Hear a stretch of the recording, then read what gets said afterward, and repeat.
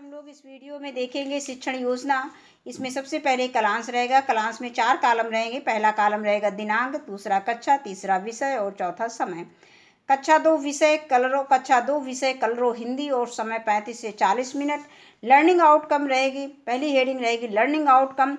बच्चे कहानी को सुनकर समझते हैं, उससे संबंधित प्रश्न का उत्तर स्थानीय भाषा में देते हैं तथा दूसरे से सुनी हुई कहानी को अपने शब्दों में स्थानीय भाषा में सुनाते हैं। इसके बाद दूसरी हेडिंग रहेगी प्रकरण पूंछ हिलाने वाला भेड़िया। ये पाठ का नाम है जो पाठ हमें पढ़ाना है। और तीसरी हेडिंग है सीखने सिखाने की सामग्री। इसमें हमने लिया है पाठ्य पुस्तक और कार्य पुस्तिका। तो चौथी हेडिंग है सीखने सिखाने की प्रक्रिया गतिविधियाँ।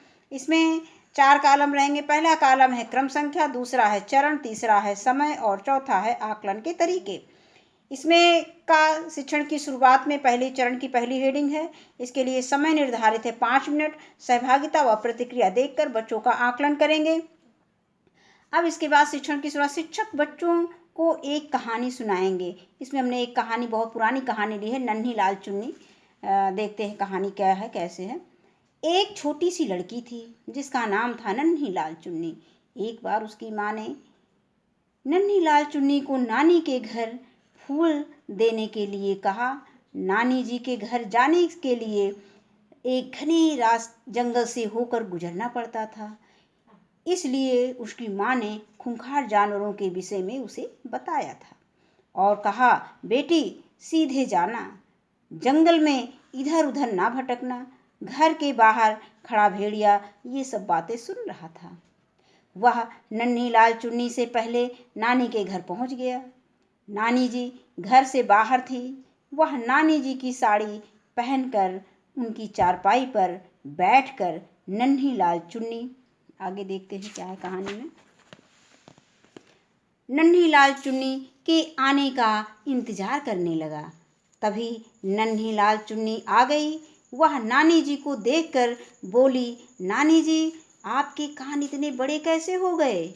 भेड़िया बोला, सुनने के लिए। नन्ही लाल चुन्नी ने कहा, आपकी आंखें इतनी बड़ी कैसे हो गई? भेड़िया ने कहा, देखने के लिए। नन्ही लाल चुन्नी ने कहा, आपके दांत इतने बड़े कैसे हो गए? भेड़िया ने कहा, तुम्हें खाने के लिए। यह कहकर भेड़िया उस बच्ची पर खाने के लिए झपटा। वह जोर से चिल्लाई। तब तक उसकी नानी जी आ गई बाहर से, भेड़िए को मार भगाया। इस प्रकार नन्ही लाल चुन्नी की जान बच गई।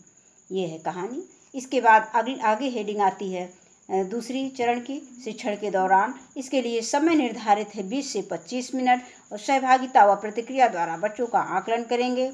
इसमें देखते हैं, शिक्षक बच्चों को अपनी पाठ्य पुस्तक कलरों में पृष्ठ संख्या, जो पाठ में पृष्ठ संख्या दिया गया है उसको हम लिख लेंगे। पाठ 21 पूंछ हिलाने वाला भेड़िया नामक पाठ खोलने को कहेंगे।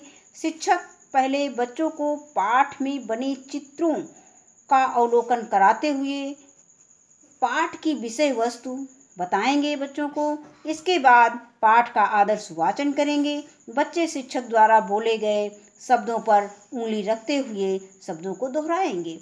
आगे आता है समूह कार्य। शिक्षक 2-2 बच्चों का समूह बनाकर उन्हें यू शेप में बैठाकर बच्चों को समूह में एक दूसरे को चित्र की सहायता से कहानी सुनाने को कहेंगे। एक दूसरे की सहायता से, चित्र की सहायता से एक दूसरे को कहानी सुनाएंगे। इस बीच शिक्षक कक्षा में घूम घूम कर समूह में आई कठिनाइयों को दूर करेंगे। और आगे दूसरी हेडिंग आती है शिक्षण के बाद में। इसके लिए समय निर्धारित है 10 मिनट। प्रश्नोत्तर के माध्यम से बच्चों का आकलन किया जाएगा।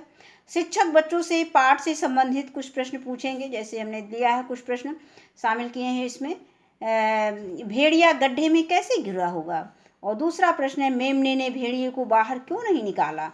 और तीसरा प्रश्न हमने लिया है, मेमने ने कैसे जाना कि गड्ढे में भेड़िया है? और चौथा प्रश्न है, मेमना कैसे बोलता है? और पांचवा प्रश्न है, मेमना किसको कहते हैं? और छठा प्रश्न है, कुत्ता के बच्चे को क्या कहते हैं? सातवां प्रश्न है, गाय के बच्चे को क्या कहते हैं?